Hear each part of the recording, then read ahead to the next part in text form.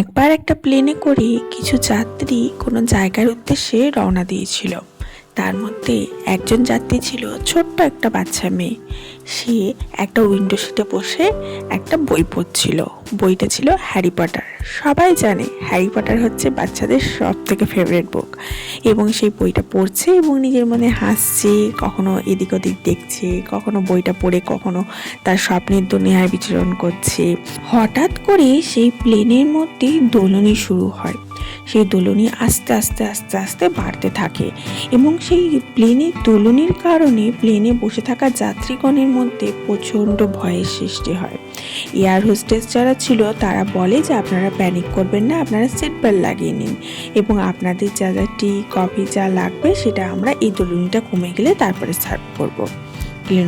প্লেনে যারা যাত্রী ছিল তারা বুঝতে পারে এই দোলনি কিছু সামান্য দোলনি নয়, কিছু ভয়াবহ ঘটনা ঘটতে চলেছে, তার জন্য এরকম দোলনি হচ্ছে। সবার মধ্যে প্যানিক সৃষ্টি হয়, সবাই চিৎকার চেঁচামেচি শুরু করে। এয়ার হোস্টেস তাদেরকে থামাতে সাহায্য করে।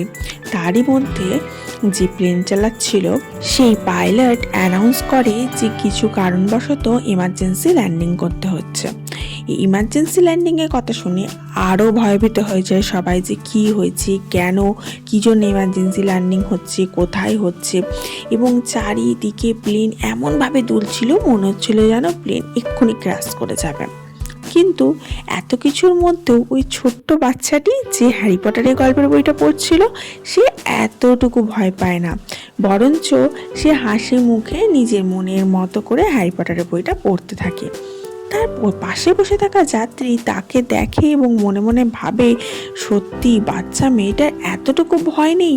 আমাদের ভয়ে বুক কেঁপে উঠছে এবং টেনশানে আমরা বসে থাকতে পারছি না, ঘেমে নিয়ে একসার হয়ে যাচ্ছে, আর সেখানে মেয়েটা হাসছে আর নিজের মনের মধ্যে গল্পের বই পড়েই যাচ্ছে।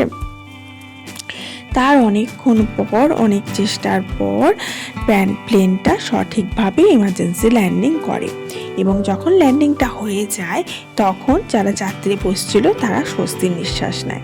এই কম বেশি ছোটোখাটো একটু আধটু করে সবার লেগেছে, কারোর একটু হাত কেটে গেছে, কারোর একটু মাথা ছুঁড়ে গেছে, সেই রকম ভয়াবহ ঘটনা কিন্তু কারোর সাথে ঘটেনি। সেফলি সবাই নামতে সক্ষম হয়েছে। তখন সবাই খুব আনন্দ উচ্ছ্বাস করে, কিন্তু ওই পাশে বসে থাকা যাত্রীটা সে ওই মেয়েটাকে জিজ্ঞেসই করে বসে, এত কিছুর মধ্যে তুমি এত নিশ্চিন্তভাবে গল্পের বই পড়ছো এবং মনে মনে হাসছো আর আনন্দ উপভোগ করছো, তোমার এতটুকু ভয় লাগলো না? সবাই ভয়ে চিৎকার চেঁচামেচি কান্নাকাটি করছে আর তুমি এতটুকু ভয় পেলে না? তখন মেয়েটা আস্তে করে হেসে বলে, এই যে প্লেনের পাইলট যে ইমার্জেন্সি ল্যান্ডিং করলো সেই পাইলট হচ্ছে আমার বাবা। সুতরাং আমার যতটা না টেনশান হবে তার থেকে দ্বিগুণ আমার বাবার টেনশান হবে যে এটাকে কিভাবে সেফলি ল্যান্ড করা যায়, কারণ যাত্রীগণের মধ্যে রয়েছে তার মেয়ে। তার জন্য আমি কেন টেনশান নেব?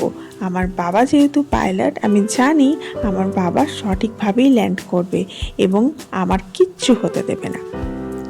এই গল্পটা থেকে একটা বিশাল বড় লেসন পাওয়া যায়। কি বলতো, যতক্ষণ আমরা আমাদের বাবার ছত্রছায়ায় থাকি, পিতার ছত্রছায়ায় থাকি, তখন কি মনে হয় বাবা আছে মাথার উপর, কোনো চিন্তা নেই, সমস্ত কিছু ঝড় ঝাপটা সমস্ত কিছু বাবা সামলে নেবে।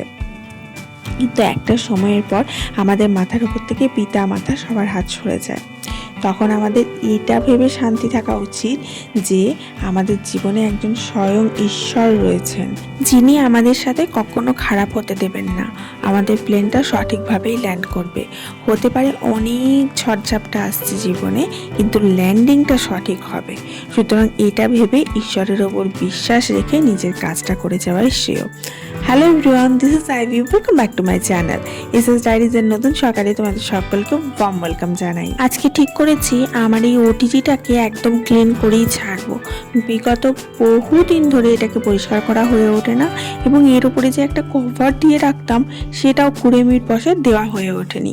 ওই যে কিছু একটু করলাম তো তখন ওই কভারটা খুলে রাখলাম, তারপরে আসে এটাকে দিতে ভুলে যাই। তো তারপরে এটাকে এত তিলচিট হয়ে গেছে রান্নাঘরে যে বলবার কথা নয়। আসলে কি হয় বলো তো, রান্নাঘরে তো আমার কুচিনা নেই, তার জন্য যে কোনো জিনিসের উপর খুব সহজেই তেলচিটটা ধরে নেয়, কিন্তু আমি সেটাকে একদম ক্লিন করে রাখি বলেই আমার ঘরে তেলচিটটা খুঁজে পাওয়া যায় না। কুচি না লাগালেই লাগানো হয়ে যেতে পারে, কিন্তু আমাদের না ফ্ল্যাটে রান্নাঘরগুলো এতটাই ছোট, ওই জন্য অনেকে ওপেন কিচেন করে নেয়। রান্নাঘরগুলো এতটাই ছোট যে খুব অসুবিধা হয়, এবং একটা বাসন রাখার তাক রাখার লাগাবার পরই একদম স্পেসটা কমে গেছে। এরপরে যদি আবার কুচি না লাগায় আরও স্পেসটা কমে যাবে। এইসব অনেক কিছু ভেবে আর লাগানো হয়ে ওঠেনি, লাগাবো করেও লাগানো হয়ে ওঠেনি, বা গাফিলতির জন্য বলতে পারো, বা এই কারণে বলতে পারো লাগাইনি আর কি। মানে যখনই ভাবি যে স্পেসটা কমে যাবে, আবার জানলাটা ছোট হয়ে যাবে, একটা বড় জানলা রয়েছে সেটা হাফ পুরো কভার হয়ে যাবে কুচিনাতে, তাহলে জানলা দিয়ে আর কতটুকুই বা দেখা যাবে, বা কতটুকুই বা খোলা জানলা উপভোগ করা যাবে, এই সমস্ত কিছু ভেবে আর কুচিনা লাগানো হয়ে ওঠেনি। তো আজকে ভাবলাম যে এটাকে একদম ক্লিন করে ফেলি। এই তো কেকের সিজন আসছে, একটু কেক বানানো যাবে ঘরে, কিন্তু কেক ঠিক আমি খুব একটা যে ভালো বানাতে পারি তা নয়, মোটামুটি বানাতে পারি, কিন্তু যদিও যতটুকু বানাতে পারি ততটুকু বানানো যাবে, তাই ঝটাপট ওটা পরিষ্কার করে নিলাম। আগের দিন ব্রেকফাস্টে ওই যে খেয়েছিল, তারপরে দেখো আবার একখানি কি তুলে নিয়ে চলে এসছে হাজব্যান্ড মশাই খেতে, কিন্তু বেশ ভালো এগুলো, কিছুই না, বেক করা ওই ময়দার কোটিং, ভেতরে পুর ভরা রয়েছে পনির পেঁয়াজ এই সমস্ত দিয়ে, ওপরে মায়োনিজ টায়োনিজ দেওয়া রয়েছে, চিজ টিজ দেওয়া রয়েছে, আর আমি একটু সস ছড়িয়ে নিয়েছি, ওদের সসটা নিয়ে নিই, নিজের মতো করে সস ছড়িয়ে নিয়েছি। তো সে আজ দু রকমের নিয়ে এসেছিলো, অ্যান্ড দুটোই আমরা হাফ হাফ করে ভাগ করে খেয়ে নিলাম। ব্রেকফাস্টের কাজটা একটু কমে গেল। সকালে যদিও মেয়ে স্কুল গেছে, তার জন্য এক রাউন্ড ব্রেকফাস্ট, তার খাবার রান্না সেই সমস্ত কিছু করে দিয়েছি, কিন্তু আমাদের ব্রেকফাস্টটা আর বানাতে হলো না। অ্যাকচুয়ালি আমাদের মেয়েদের হয়তো 24 আওয়ার্সের মধ্যে 80% সময় রান্নাঘরেই চলে যায়। সকাল ভোর 5টার সময় উঠে রান্নাঘরে ঢুকছি, মেয়ের ব্রেকফাস্ট হচ্ছে, মেয়ের কি খেয়ে যাবে সেটা হচ্ছে, স্কুলের টিফিন হলো, তারপরে বেরোতেই আবার এক রাউন্ড চা করার জন্য ঢুকলাম, তারপরে আবার এক রাউন্ড ঢুকলাম ব্রেকফাস্ট বানাবার জন্য, আমাদের ব্রেকফাস্ট বানাবার জন্য। হয়ে গেল, ব্রেকফাস্টের পর্ব মিটলো, এরপরে লাঞ্চের প্রিপারেশন শুরু হলো। লাঞ্চের প্রিপারেশন করে লাঞ্চ করা, বাসন ধোয়া, রান্নাঘর পরিষ্কার করে করতে করতে হয়ে গেল, দুপুর কেটে গেল। সন্ধে হতে না হতেই 1 কাপ চায়ের প্রস্তুতি, চা হতে না হতেই স্ন্যাক্সের প্রস্তুতি, স্ন্যাক্স হতে না হতেই আবার ডিনারের প্রস্তুতি, আবার ডিনার শেষ করে একটু সুতোই আবার ভোরবেলা উঠে মেয়ের ব্রেকফাস্ট তৈরির প্রস্তুতি। আমাদের জীবনটা রান্নাঘর ঘিরেই কেটে গেল। মাঝে মাঝে ভাবি এই বিদেশিরাই ভালো আছে, এই ব্রেড খেয়ে নিল, এই স্যালাড খেয়ে নিল, এই একটু স্টিম করা বা বেক করা চিকেন খেয়ে নিল, হয়ে গেল ডিনার, ডিনার লাঞ্চের একদম ঝামেলা মিটে গেল। আবার কিছু সিনেমা আর্টিস্ট আছে, লাইক দ্য ফ্যামিলি ম্যান সিরিজের আমাদের most popular, most lovable Manoj Bajpai, যিনি কোনোদিন ডিনারই করেন না, যিনি শুধু লাঞ্চটা করেন তারপরে আর ডিনার করেন না।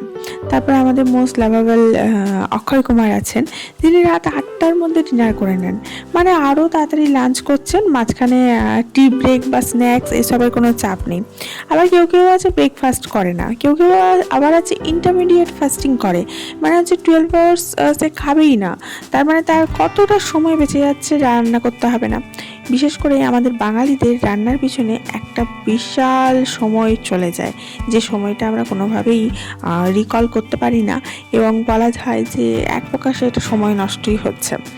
যাই হোক, কী করবে, জিভের স্বাদেই সমস্ত কিছুর মাত।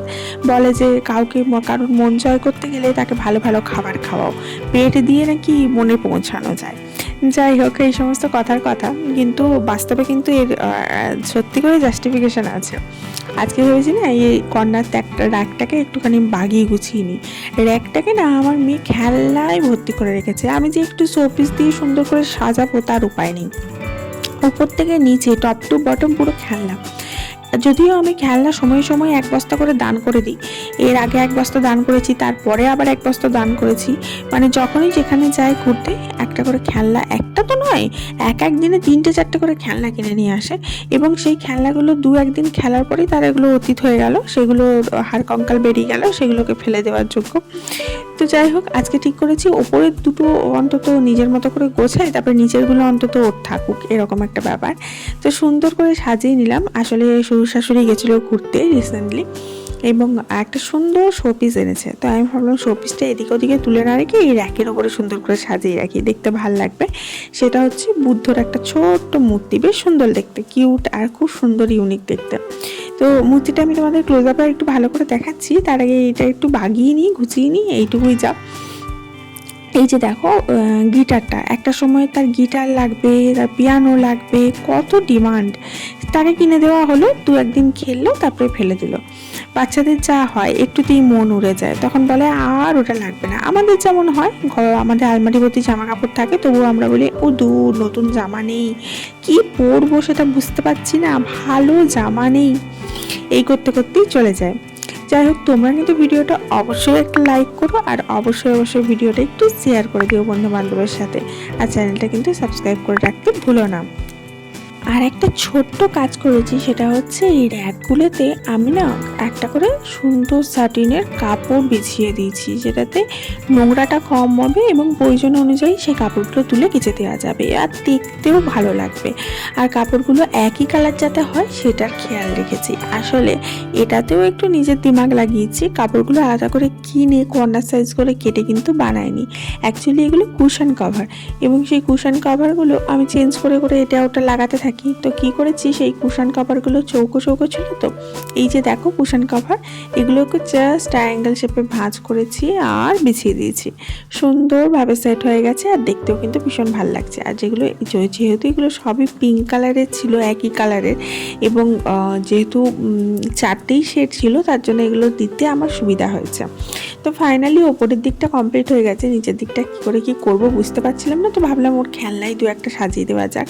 আর এবারে যখন ঘুরতে যাবো তখন কয়েকটা শো পিস নিয়ে এসে ভালো করে সাজাবো। তো এটা হচ্ছে মেয়ের সেকেন্ড পিগি ব্যাংক, এটা ছাড়াও ওর আর একটা পিগি ব্যাংক আছে। আর দেখো ফাইনাল লুকটা এরকম, এই দেখো কি সুন্দর লাগছে, পরিষ্কার পরিচ্ছন্ন, কিন্তু কদিন থাকবে আমি জানি না। আমার মেয়ে ঠিক এটাকে বাগিয়ে গুছিয়ে একদম অপরিষ্কার করে দেবে, কিন্তু যে কদিন থাকে সে কদিনই ভালো লাগবে দেখতে। আর ওই যে দেখো উপরে যে ইয়েটা রয়েছে, এই যে মূর্তিটা রয়েছে, এটা শাশুড়িমা এনে দিয়েছে, কি সুন্দর দেখতে না, বেশ কিউট লাগছে দেখতে। যাই হোক, আর পাশে আমি একটুখানি গাছ দিয়ে দিলাম, দেখতে বেশ ভালো লাগবে দুটো মিলিয়ে। চলো এবার লাঞ্চটা সারা যাক, কাজ তো অনেক হলো।